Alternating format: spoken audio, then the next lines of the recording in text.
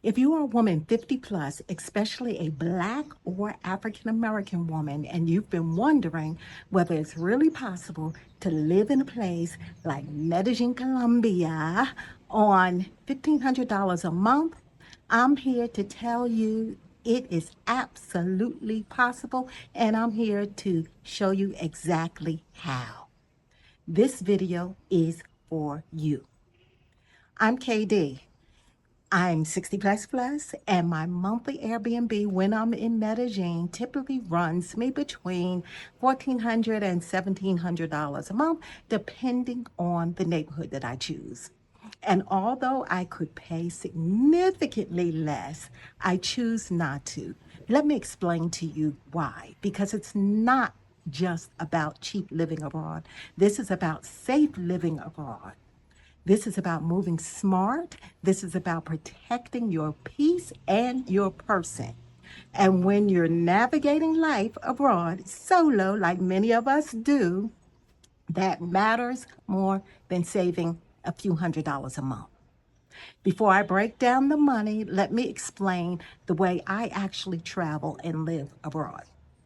I don't city hop. I'm not doing 7 days in Medellin, 10 days in Bogota, 2 weeks in Cartagena. What I do is called slow travel. And for me, that means at least 1 month in one place, living like a resident, not performing like a tourist. And that one decision, it changes the game. It changes everything. Because the women I've seen that struggle out here the most, they rushed. They brought a ticket based on somebody's highlight reel. They were told, just get there. You can figure it out. You smart. Visas are easy. They found a cheap apartment online. This really happens, ladies. Sent money to someone they never met, committed to a neighborhood they've never seen, and definitely did not understand. And then, of course, what happens? The problems start.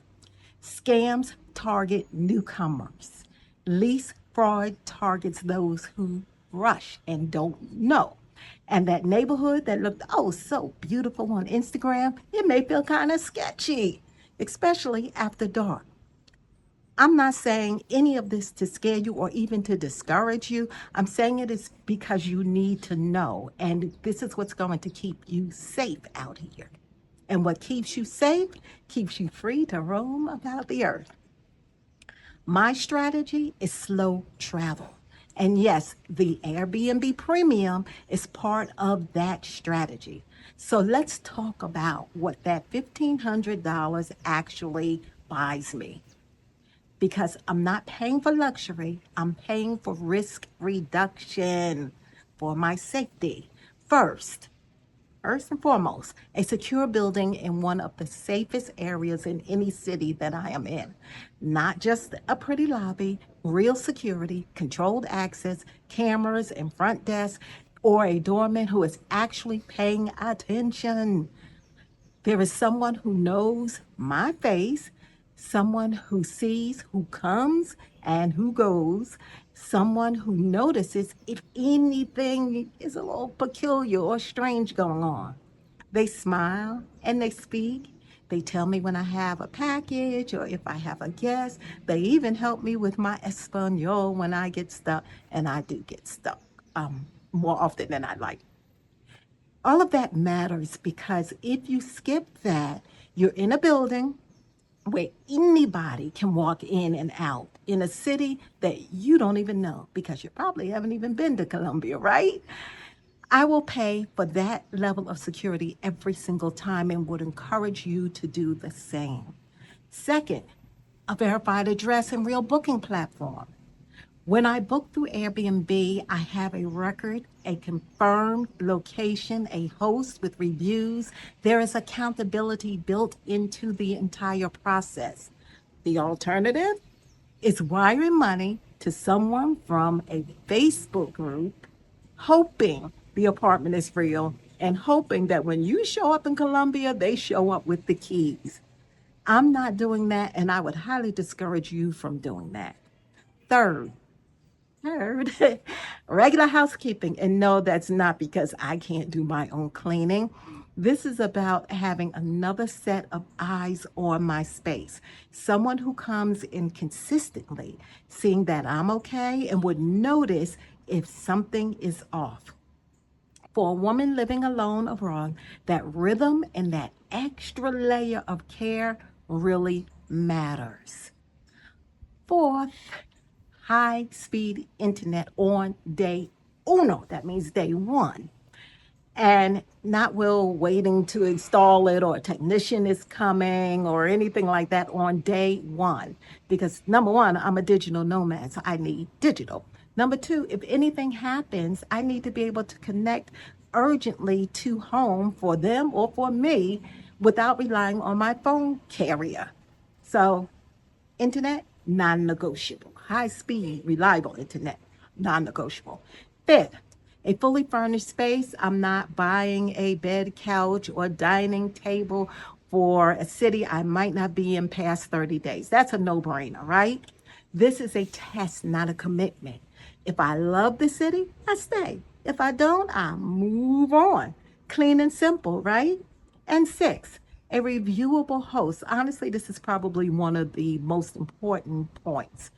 If something goes wrong, I have options. I can message the platform, I can get a refund, I can be relocated, I can leave a review, I can document everything. I'm not just stuck out here in the world. With a private lease, especially in another language, in a country that does not follow the same laws, you don't have that protection. All of that is baked into that $1,500. Now let's talk about the money honestly. My Airbnb typically runs between the $1,400 and $1,700 per month. A similar long-term lease in Medellín could be anywhere from $400 to $1,500 a month, depending on the neighborhood. And people love to stop right there. They say, why would you pay more, Kim? Because that comparison is incomplete. The lower rent is just the base price. With a long-term lease, I still pay for internet, which is non-negotiable, electricity, definitely non-negotiable, water, gas, and that cleaning service that I do love, I would have to pay for that separately. Then deposits, that's a whole nother video. Furniture, appliances, setup costs, time, stress, and risk. Those are the big three: time, stress, and risk. So, yes, I'm paying more for Airbnb, but not as much as you may think. And what I'm really paying for is flexibility. I'm paying to test a city before I commit to it. I'm paying for peace of mind. I'm paying for safety. And most importantly, I'm paying for the freedom to leave if it just doesn't feel right for me. I'm not stuck. I'm not locked in. That freedom matters. Now, Airbnb is not forever. It's not my forever solution. There comes a time and there comes a point where a city earns you. And for me, it sounds like this. When I can say I'm well on my way with my Spanish, not perfect, but able to handle real life situations without panicking. When I can ask a question and understand the answers completely and advocate for myself. When I've spent at least 2 months in the same neighborhood, I know how it feels during the day and at night, and I actually live the experience. I live it, not just pass through it. When I have at least one local connection, not an expat, but someone from Colombia, from that city, who understands the culture and can give me honest perspective. And when I've already navigated the doctor, I've done that. The dentist, I've done that too. And the bank, done that too. When I can book those appointments and show up, be understood, still working on that, and handle my business. When I can say all of that with a straight face, that's when I know I'm ready for a longer commitment. Until all of those things are true, I stay on Airbnb. And that 1500, it's not wasted money, it's information, it is safety, it is the price of moving smart instead of moving fast.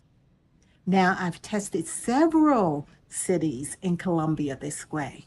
Medellin, that one earned me. It was my first stop in Colombia, and it spoke to me immediately, spoke to my spirit.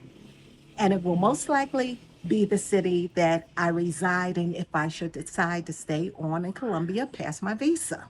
Cali, let's talk about Cali. Cali speaks to my soul.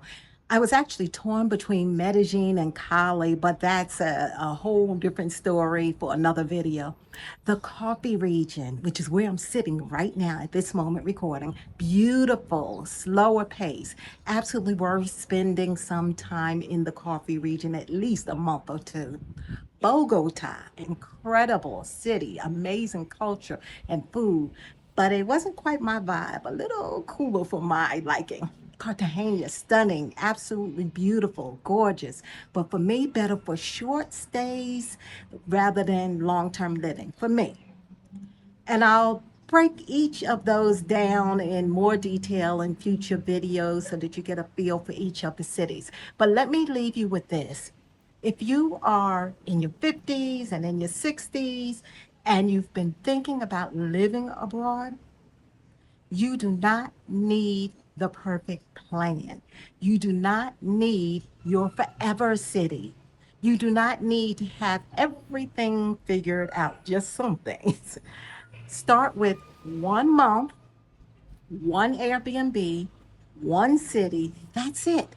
You go, you live it, you observe, and the rest reveals itself. The women I see thriving out here are not the ones who rushed. They are the ones who moved slowly and let the city earn them. That changes absolutely everything.